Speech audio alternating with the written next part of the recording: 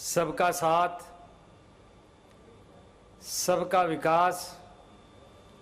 सबका विश्वास और सबका प्रयास, इस मंत्र को लेकर, इस आह्वान को लेकर माननीय प्रधानमंत्री आदरणीय नरेंद्र भाई मोदी जी आज सहकार से सिद्धि तक के इस यात्रा की कड़ी में देश भर के 10.5 करोड़ जनजाति समुदायों और 1,17,000 गांव में बसे सुदूरवर्ती क्षेत्र में रहने वाले जनजातीय समुदाय को आत्मनिर्भर भारत के साथ इस तरीके से सशक्त, स्वावलंबन,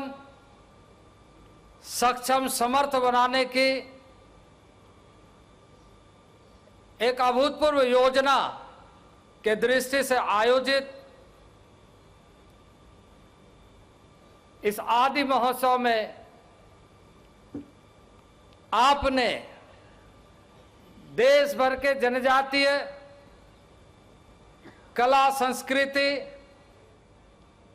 परंपरा, जीवन शैली के साथ जुड़े उनके उत्पादों को, खाद्य पदार्थों को, परिधानों को और ऐसे क्षमता विकास के कार्यों के माध्यम से, स्किल डेवलपमेंट के माध्यम से, स्वरोजगार के दृष्टि से आगे बढ़ाने का, सहकार से सिद्धि का एक उद्देश्यपूर्ण कार्यक्रम में ट्राइफेड, जो जनजातीय सहकारी विपणन विकास परिषद, विभिन्न राज्यों के सहकारी संस्थाओं, जो फेडरेशन के रूप में, कोऑपरेटिव फेडरेशन के रूप में, सबको मिलाकर जनजातीय समाज के बीच ट्राइब्स इंडिया के रूप में राष्ट्रीय और अंतर्राष्ट्रीय तक उनके उत्पाद पहुंचे, कला संस्कृति पहुंचे, कौशल पहुंचे। इस दृष्टि से आज इस आदि महोत्सव में आपने आने की कृपा की है, आपने समय दिया है। आपकी संवेदनशीलता जनजातीय समाज के प्रति, जो राष्ट्र के ताकत के रूप में उभर कर सामने नए तरीके से आए, उस दृष्टि से हमारे इस कार्यक्रम में, आदि महोत्सव में आपने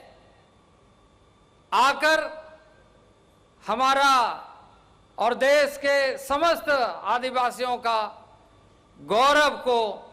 बढ़ाने का, सशक्त बनाने का एक स्वर दिया है। इसके लिए मैं देश के 10.5 करोड़ आदिवासियों के तरफ से आपका हार्दिक अभिनंदन करता हूं, आपका हार्दिक स्वागत करता हूं। मंच पर हमारे राज्य मंत्री रेणुका सिंह जी, आदरणीय विशेश्वर टूडू जी, राज्य मंत्री फग्गन सिंह कुलस्ते जी, डॉक्टर भारती पवार जी और हमारे ट्राइफेड का नेतृत्व करने वाले राम सिंह राठवा जी, आप सबका भी हार्दिक अभिनंदन एवं स्वागत है। मुझे इस बात की प्रसन्नता है कि आज इस कार्यक्रम में माननीय प्रधानमंत्री जी ने देश भर से जो आर्टिजन्स आए हैं, ट्राइबल आर्टिजन्स आए हैं, त्रिपुरा से, मेघालय से, नागालैंड से, अरुणाचल से, मिजोरम से, मणिपुर से,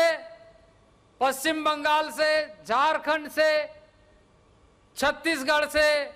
मध्य प्रदेश से, उड़ीसा से, गुजरात से, राजस्थान से, महाराष्ट्र से, दमन दीव से, दादरा नगर हवेली से, अंडमान निकोबार से, आज विभिन्न समुदायों के लोग यहाँ अपने उत्पादों को लेकर, अपने कला संस्कृतियों को लेकर, अपने खाद्य सामग्री, और जिसको आपने हमेशा और इस वर्ष तो खास तौर से श्री अन्न के रूप में देश भर में, दुनिया भर में, और खासकर आज जब यहाँ G20 का आयोजन आपकी अध्यक्षता में हो रहा है, भारत की अध्यक्षता में हो रहा है, उस समय देश के समस्त जनजाति समाज और देश के ऐसे किसानों के माध्यम से जो श्री अन्न, जो पहले के दिनों में हम मोटे अनाज के दृष्टि से कहते थे, जिसमें सबसे अधिक मिनरल्स होते हैं, जो शरीर को आवश्यकता होने वाली सामग्री उपलब्ध होती है, उसको आप श्री अन्न के माध्यम से अंतर्राष्ट्रीय स्तर पर उसकी पहचान और उसकी प्रसिद्धि हो, और उस अनाज के बल पर हमारा एक दुनिया में जो परिचय दुनिया के लोग जाने, इसके लिए आपने जो इस वर्ष विशेष तौर से देश के तमाम नागरिकों को आह्वान किया है, उसके लिए भी मैं माननीय प्रधानमंत्री जी का हार्दिक अभिनंदन और वंदन करता हूं। स्वागत के इस कड़ी में अपने हृदय के भावों को अभिव्यक्त करते हुए लद्दाख के सुदूरवर्ती बर्फों से अधिकतर दिन ढके हुए पहाड़ियों 11,000 से 16,000 फीट के ऊंचाई में रहने वाले चंगपा जनजातीय समाज, जो अपनी परंपराओं, आदि संस्कृति के साथ जीने के लिए विख्यात है, स्थानीय चांगथांगी बकरे के ऊन से जो शॉल बनती है, पश्मीना शॉल, लद्दाख की जो पहचान है, आज श्रीमती जुलिका बानो आई है अपने हाथ से बुनी हुई उस शॉल को माननीय प्रधानमंत्री के सम्मान में सम्मानित करने के लिए मैं श्रीमती जुलिका बानो बाई को आमंत्रित करता हूं कि माननीय प्रधानमंत्री को हृदय के भावों से शाल ओढ़ाकर उनका सम्मान करें।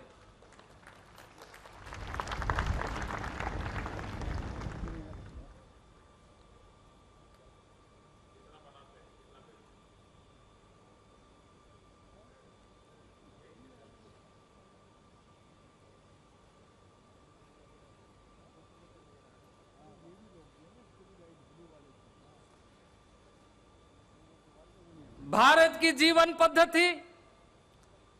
भाषा से अधिक भावों और भावों से संस्कृति की अभिव्यक्ति के लिए विख्यात है। आदिकाल से अपने सांस्कृतिक विरासत को भाषाओं से अधिक पटचित्र के माध्यम से जन जन तक पहुंचाने की परंपरा रही है। आज मैं उड़ीसा के नेशनल अवार्डी,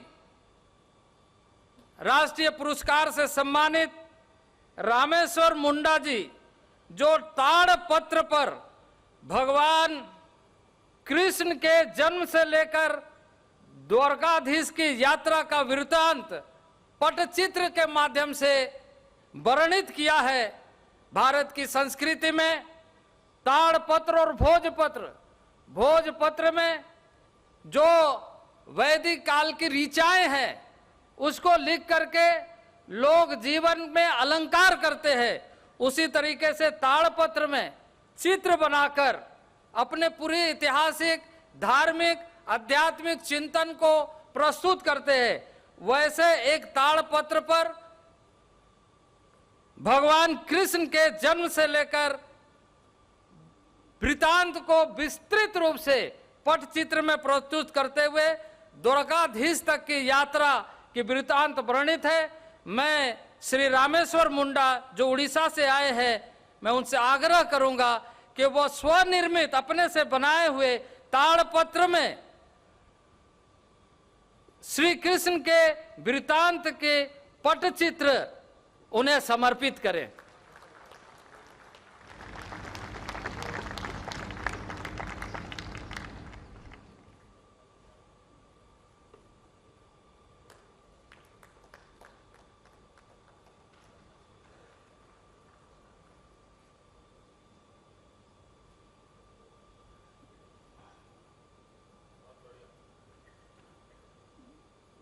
गांव में, देहातों में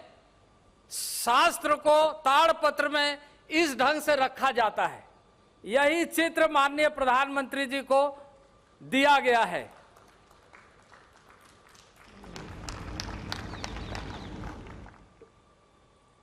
आज बेहद प्रसन्नता का विषय है कि देश के ऐसे क्षेत्र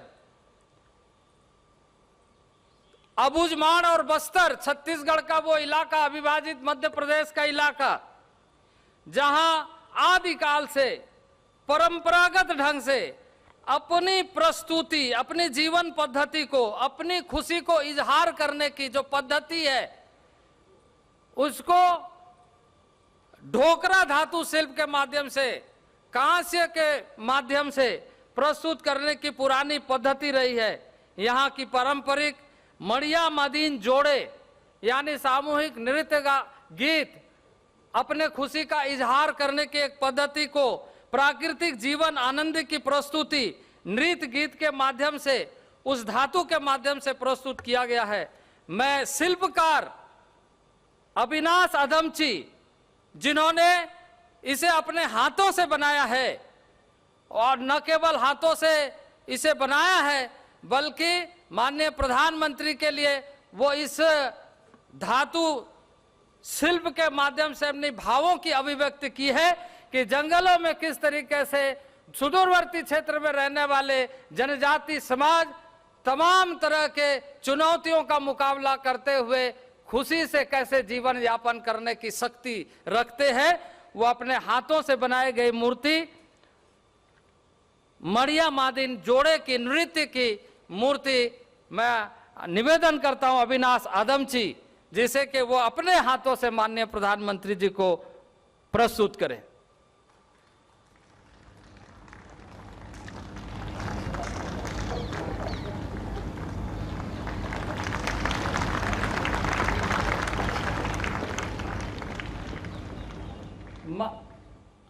माननीय प्रधानमंत्री जी ने इस बार देश को आह्वान किया है कि हम अपने ताकत को पहचानें, और उस ताकत को पहचानने के लिए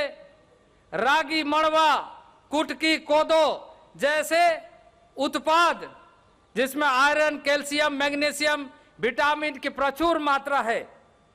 और जिसे इस वर्ष श्री अन्न के माध्यम से मिलेट ईयर के रूप में हम देशवासियों को मनाने का आह्वान किया है। यूएन ने, यूनाइटेड नेशन ने इसके लिए स्पेशल तरीके से माननीय प्रधानमंत्री जी के प्रयत्नों से दुनिया भर में इस वर्ष को मिलेट ईयर के रूप में, श्री अन्न के रूप में मनाने का, और इसी कड़ी में जनजातीय समाज जो अपने देशज बीजों के बचाव के साथ ऐसे चीजों को, रागी, मड़वा, कुटकी, कोदो जैसे उत्पादों को जो आदिकाल से परंपरागत ढंग से खेती बाड़ी करते आया है, मैं श्री होनवेत जो मेघालय से आए हैं, मैं उनसे आग्रह करता हूं कि वो सारे उत्पाद की एक प्रस्तुति अपने द्वारा, अपने हाथों से माननीय प्रधानमंत्री जी को भेंट करें।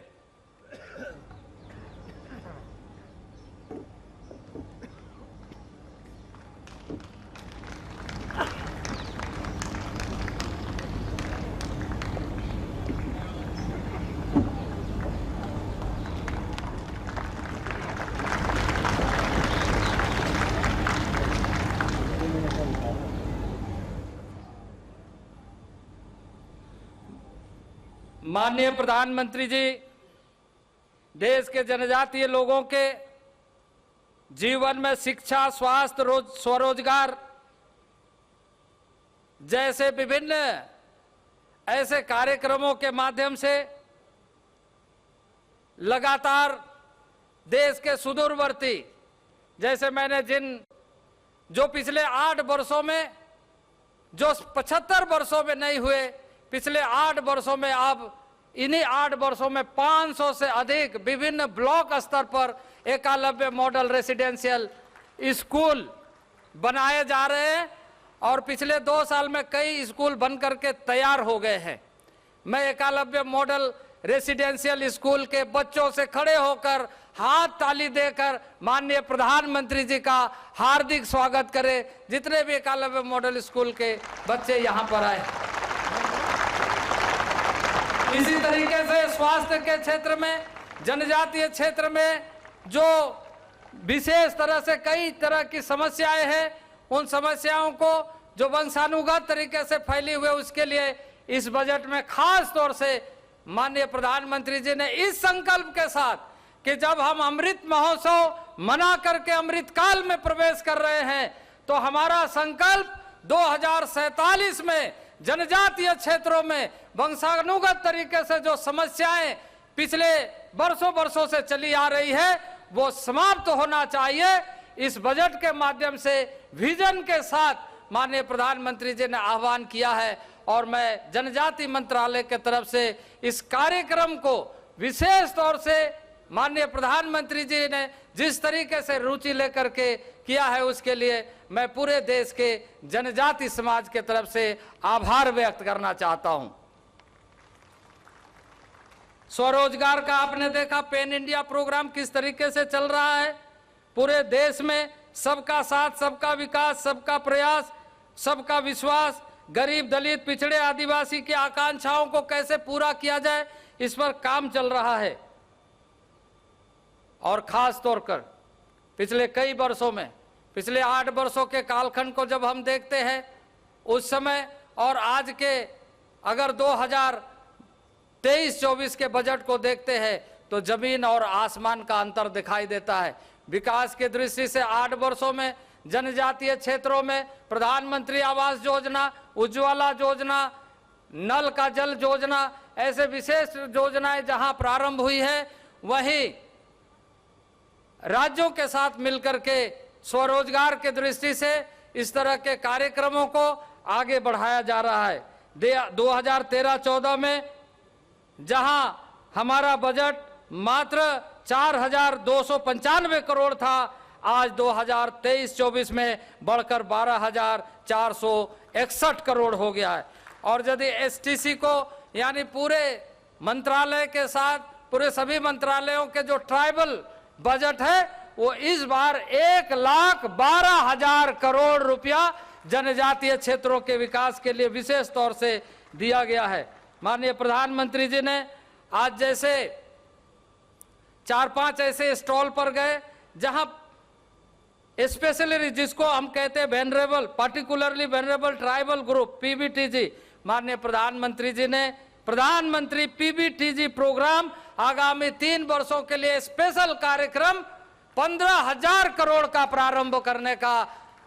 जिम्मेदारी दिया है, जिसके माध्यम से बुनियादी सुविधाओं से लेकर, शिक्षा से लेकर, स्वास्थ्य से लेकर, ऐसे जो सुदूरवर्ती क्षेत्र में